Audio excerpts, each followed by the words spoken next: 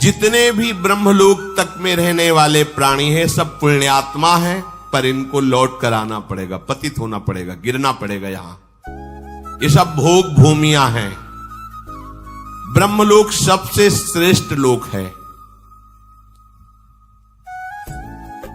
चाहे जितना यहां सुख हो, मृत्यु लोक में बहुत घृणित सुख माना गया है।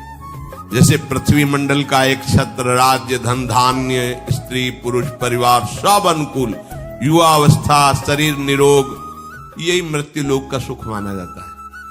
राज पदवी पे है, सुंदर सुंदर सब भोग सामग्रियां है, स्वस्थ है, कोई परेशानी नहीं, ये सुख माना गया है।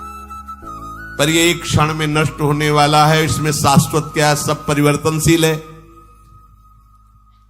इस मृत्यु लोक से 100 गुना अधिक सुख देवताओं को, जो यहां से कर्मवश देवता बने हैं, देवलोक गए हैं। देवलोक में अपने पुण्यों का भोग भोगते हैं, तो राजा चक्रवर्ती सम्राट का जो यहां का सुख है उससे 100 गुना बढ़कर जो पुण्य बल से देवता बने हैं। और इन मर्त्य देवता, उस मर्त्य देवता जो मृत्यु लोक से देव योनि को प्राप्त हुए हैं, उनसे 100 गुना अधिक सुख सुविधाएं उनको होती जो वास्तविक देवता है, जो सृष्टि में देवता ही बने थे। उनको यहां से पुण्य कर्म प्राप्त करके देवता बने हुए उस पुण्य आत्मा से 100 गुना बढ़कर के सुख मिलता है, जो कल्प के आदि में देवता बने थे। इन देवताओं से 100 गुना अधिक सुख देवराज इंद्र का है।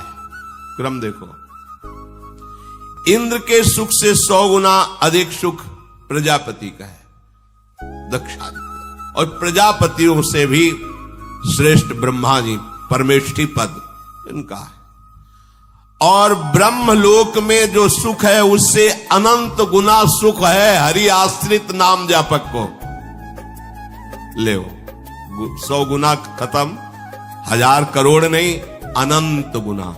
आप कितने बड़े हैं कि ब्रह्मा भी आपको नमस्कार करते हैं। देख लो ना, हम प्रियाजू का नाम जब करते हैं, उनके चरण रज में रहते हैं, उनके आश्रित हैं, तो क्या यहां कह रहे हैं कि जो भगवान ब्रह्मा का सुख है उससे अनंत गुना सुख उसको है जो हरि का आश्रय लेके नाम जप कर रहा है। अनंत गुना क्या बचे ब्रह्मा जी।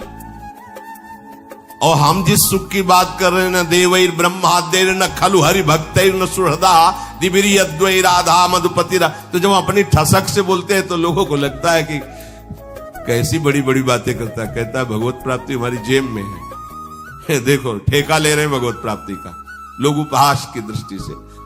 अरे हमारी श्री जी क्या है ब्रह्मा भी नहीं जानते, तुम क्या जानोगे? ब्रह्मा की रची खोपड़ी है तुम्हारी, तुम हमारी श्री जी को जानते हो क्या? हमारे गुरुजी ने, हम जानते तो नहीं है, पर जितना जना दिया उतना समझ में आ गया कि हमारी महारानी जी से बढ़कर कोई सत्ता महत्ता नहीं। सब तत्वों के तत्व, सब बापों के बाप, सब गुरुओं के गुरु श्री कृष्ण। देख लो, शास्त्र में पढ़ के देख लो, सब बापों के बाप, सबके बाप हैं आप। कल एक किसी ने कहा था कि आप भगवान शंकर और माता पार्वती को छोटा करके जब वर्णन करते हैं तो हमें कष्ट होता है। तुम कितने शिव उपासक हो ये तो हम नहीं जानते, प्रणाम करते हैं, लेकिन हम इस छाती को जानते हैं। शिव के सिवा दूसरा कोई सत्ता ही नहीं थी। तुम क्या जानते हो? तुम अम्बा को कितना जानते होगे? देवी जी इतने जानते होगे ना, तुम्हें हम कैसे बताएं? जैसे मां दुलार करती है ऐसे अम्बा हमें दुलार किए हैं। जगदम्बा भगवती उमा, कैसे तुम्हें बताएं? कोई वाणी का विषय थोड़ी है। कैसे मां दुलार किए हैं, बिना उनके दुलार के कोई वैष्णव बन सकता है? जब गोस्वामी जी भूखे रहते थे तो अम्बा ही अन्नपूर्णा स्वयं थाल लेके पवाने जाती। संसारी जन तुम थोड़ा शिव शिव जप लिए तो लगता है कि ये क्या जाने शिव को। हो सकता है कि आपकी भक्ति श्रेष्ठ हो। और महादेव जी की जटाओं में क्या है? जटा सर के ऊपर है नहीं, और जटा के ऊपर गंगा है। तो हम थोड़ी छोटा करें, खुद छोटे बने हैं। गंगा जी क्या है? श्री कृष्ण का चरणोदक। और श्री कृष्ण क्या करते हैं? रसगन मोहन मूर्तिम विचित्र केली महोत्सव लसितम राधा चरण विलोडित रुचिर शिखंडम हरिम बंदे। कहां भैया, कहां से बात कर रहे हो?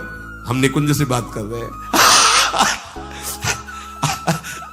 तो मतलब समझो, पहले समझो तुम कहां से बात कर रहे हो, समझो। ऐसा मत समझो कि महादेव जी या किसी भी देवी देवता या किसी भी शक्ति को हम नहीं जानते। देखो, जब हम प्रभु के चरणारविंद को अपनी गोद में लिए हैं तो सबको जान, हाथी के पैर में सबके पैर समा जाते हैं। जानते हो भगवान शिव का प्रादुर्भाव कहां से हुआ? ब्रह्मा जी की भ्रकुट से।